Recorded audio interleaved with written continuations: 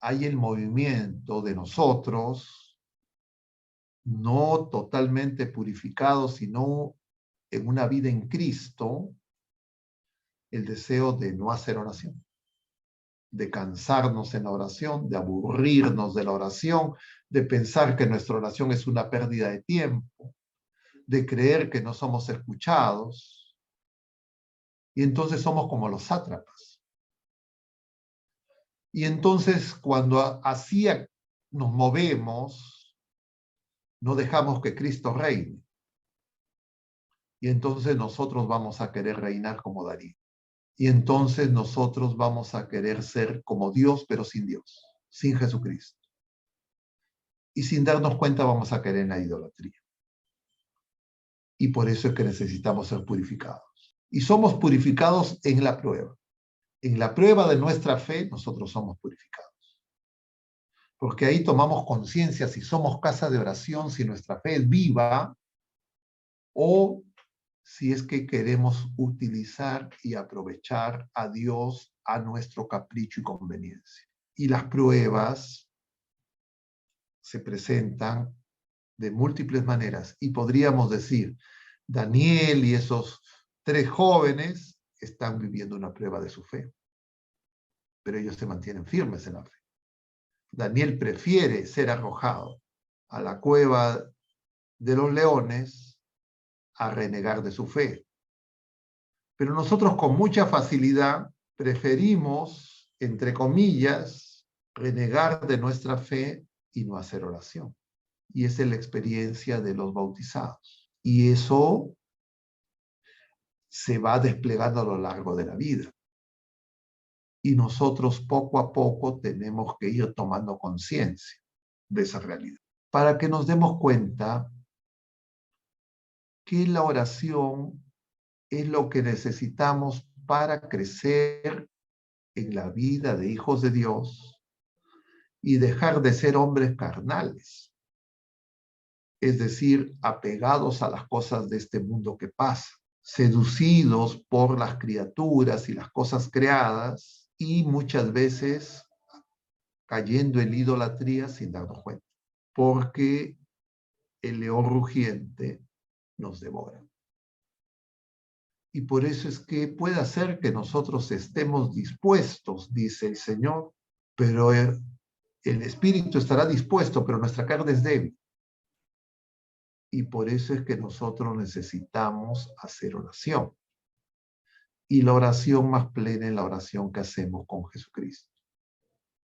Y hemos dicho ya en más de una ocasión, esa oración más plena es la Eucaristía. Es la mesa de la palabra donde nosotros escuchamos al Señor, el Señor nos habla, como en este momento que estamos contemplando ese pasaje del capítulo 6 de Daniel, y que ustedes, si es que han estado en la Eucaristía correspondiente al día de hoy, han escuchado, han meditado y tienen por eso claro. Pero si uno escucha al Señor y no entiende, es porque nos falta oración. Es decir, para entender lo que escucho, necesito oración. Y por eso es que Daniel se pone en oración. Y por eso es que Daniel, los otros 3 jóvenes, como veíamos en el capítulo 1, se ponen en oración. Y por eso es que el Señor muchas veces ora delante de los discípulos para mostrarles la oración. Y luego de la última cena en Getsemaní, Él les va a decir, oren conmigo. Y los discípulos se van a dormir. Y el Señor en 3 ocasiones los va a despertar, los va a buscar y las 3 ocasiones van a estar dormidos. Y entonces vemos que ser casa de oración es lo que le da sentido a la purificación.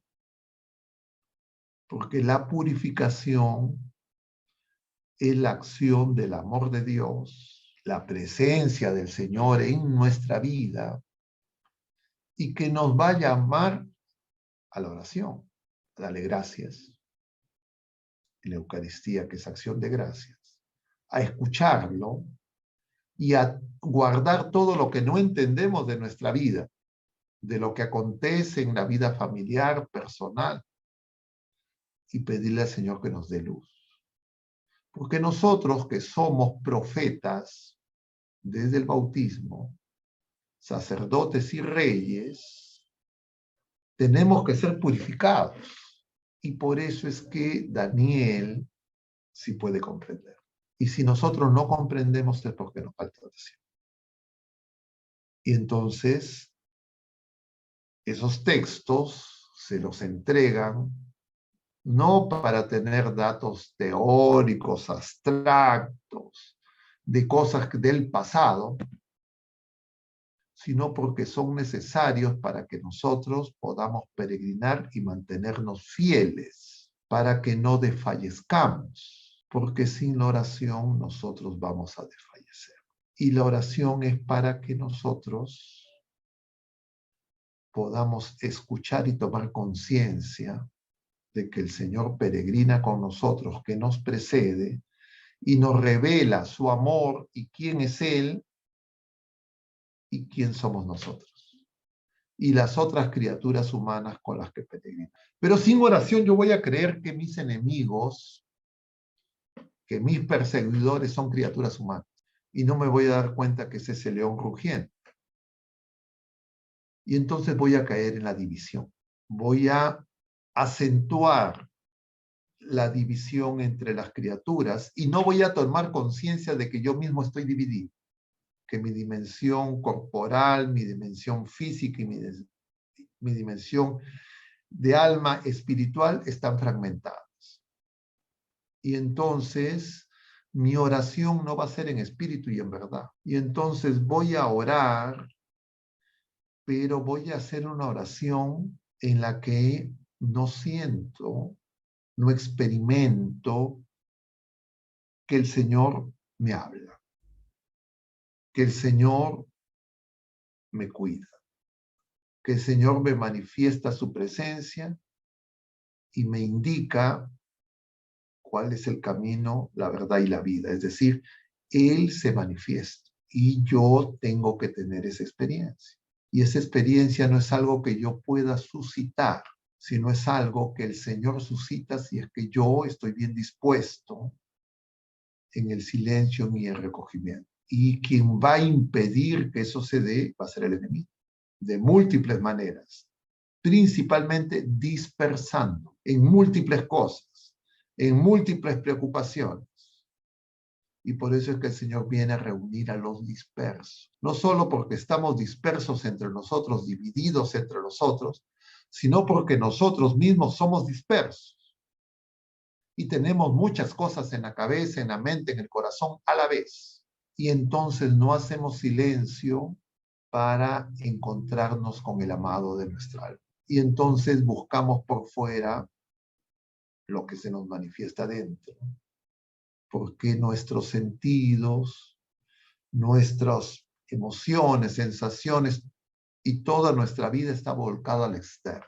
Entonces por eso Daniel ni se preocupa de los sátrapas, ni hace referencia en lo absoluto. Eso es consecuencia no de las acciones de Daniel, sino de Darío.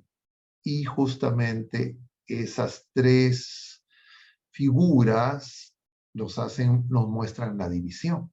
Luego, si continuamos el texto de ese capítulo 6, veremos que Darío hace una declaración diciendo sí, etcétera, el rey de Daniel, etcétera, pero uno entre otros, no es el Dios, el único. Y todo esto acontece porque el libro de Daniel describe los acontecimientos en el tiempo del exilio en Babilonia, pero también nos habla del futuro.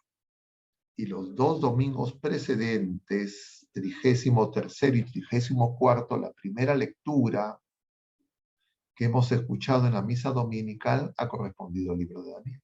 Y algunos de esos pasajes los vamos a ver en estos días, mañana y el sábado, porque el sábado ya no será el último fragmento del capítulo 7 de Daniel y ya empezaremos el domingo un nuevo año litúrgico, un nuevo tiempo litúrgico y ya no contemplaremos esa lectura semicontinua. Y cabe mencionar que el libro de Daniel tiene varias partes. tres partes podríamos reconocer, dicen los exégetas.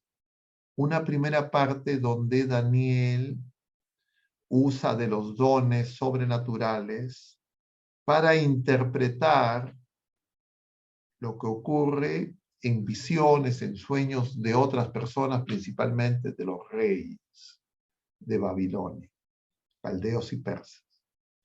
Pero a partir del capítulo 7, Daniel, él empieza a tener visiones. Y Daniel no entiende las visiones que él tiene y va a recibir una revelación especial. ¿Por qué? Porque es una persona de oración.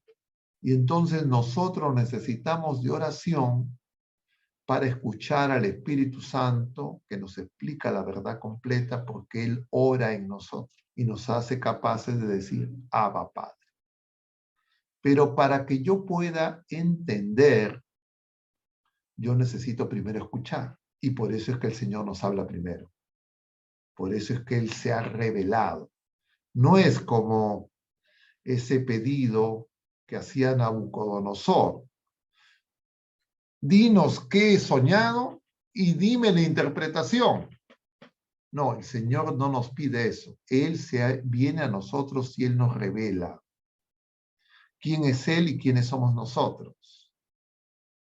Y lo que nosotros necesitamos es la luz de la fe, del Espíritu Santo para entender esa revelación, para que podamos vivir como el Señor hoy nos dice en el Evangelio capítulo 21 de San Lucas. Cuando vean estos signos, y los signos que menciona el Señor son terribles, dice algo que puede parecer paradójico. Dice el Señor, alégrense, se acerca vuestra liberación. ¿Y qué les está diciendo el Señor a los que lo escuchan? Que Jerusalén va a ser sitiada, que va a ser destruida, que van a haber muchos muertos, que va a haber penalidades, tristeza como nunca ha habido. Y sin embargo, la paradoja de que nos tenemos que alegrar, porque vamos a ser liberados. Como la única manera de que nosotros podamos encontrar en esas palabras justamente esa alegría, ese gozo en medio de la cruz, de la tribulación, es si es que nosotros nos mantenemos en oración.